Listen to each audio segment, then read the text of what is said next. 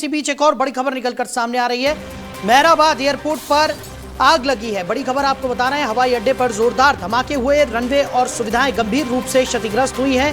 दमकल और आपात कर्मी मौके पर सक्रिय हैं। तो ईरान की राजधानी के पश्चिमी हिस्से में चल रहे संघर्ष के बीच मेहराबाद एयरपोर्ट पर बड़ी घटनाएं सामने आई हैं। देर रात हुए और सुबह के समय लगातार जारी हवाई हमलों में एयरपोर्ट के रनवे और आसपास के क्षेत्रों में जोरदार धमाके हुए, विस्फोट हुए।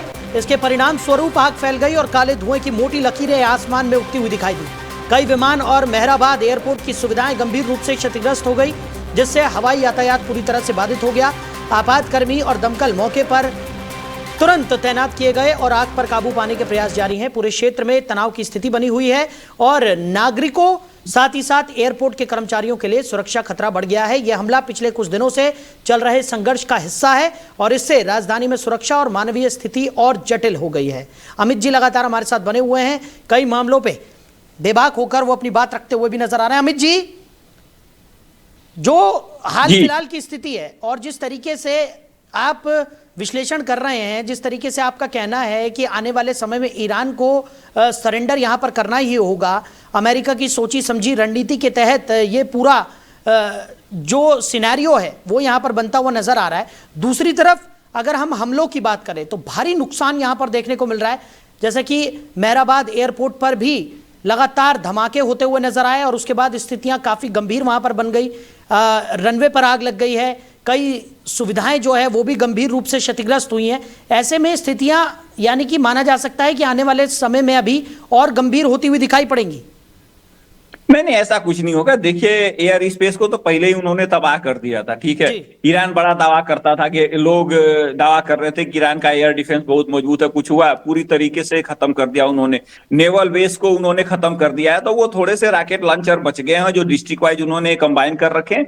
आने वाले 2-3 दिनों में वो भी निपटा देंगे। और ईरान के मिनिस्टर का बयान भी आ गया है कि अगर ईरान हमको कोई अच्छी डील देता है तो हम उसके साथ बातचीत करने को तैयार हैं। तो देखिए, ऐसा ही होता है। अब एक झटके में तो कह नहीं सकते ना, हमारे जैसे तो कोई विश्लेषण नहीं करेगा ना। उनको तो हवा बनानी है, किसी से पैसा लेना है, किसी का फायदा करना है।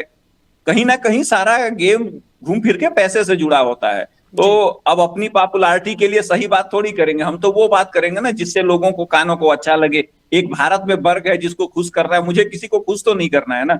जो हकीकत है, जो सामने दिख रही है, वही हो रहा है। ईरान के जब मंत्री बोल रहे हैं कि भाई हम बातचीत को तैयार हैं, हम ईरान की सारी शर्त मानेंगे, कोई अच्छी शर्त होंगे अगर अच्छी डील मिलेगी तो ये क्लियर कट इंडिकेशन है कि वो लोग तैयार बैठे हुए हैं। बस इसमें कुछ लोगों की जान जाएगी, जिससे ये लगे कि जिसको आप लोग बोलते हैं ना कि हमें सेफ एग्जिट चाहिए जी। तो वो सेफ एग्जिट की तैयारी है। उसी में कभी परमाणु बम की धमकी आएगी, कभी इस तरीके से होगा, कभी ईरान वाले किसी और एयरपोर्ट पे अटैक कर देंगे। आप एक बात देखिए भाई, लड़ाई तो ईरान से शुरू हुई थी ना, ईरान इजराइल की। तो ये सऊदी पे अटैक कर रहे हैं, ये कुवैत पे अटैक कर रहे हैं, कुछ दिनों में पाकिस्तान को इन्वॉल्व कर देंगे।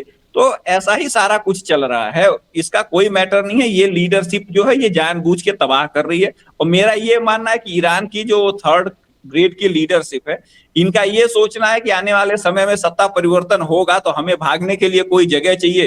तो दुबई और सऊदी अच्छा रहेगा, दुबई में, मिडिल ईस्ट में प्रॉपर्टी कुछ डंप हो जाएगी, हम जाके वहां पे सेटल हो जाएंगे। तो एक और नजरिया ये डेवलप है कि भाई दुबई पे अटैक होने का केवल एक कारण है कि वहां से भागने के टाइम वहां पे सस्ती प्रॉपर्टी उनको खरीदने को मिलेगी। और मुझे कुछ नहीं लगता ऐसा है।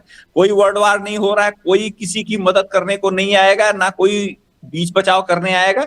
आप देखेंगे कुछ दिन के बाद ईरान वाले ऑटोमेटिक सरेंडर करके ट्रंप के साथ हाथ में हाथ मिला के मजे से घूमते नजर आएंगे।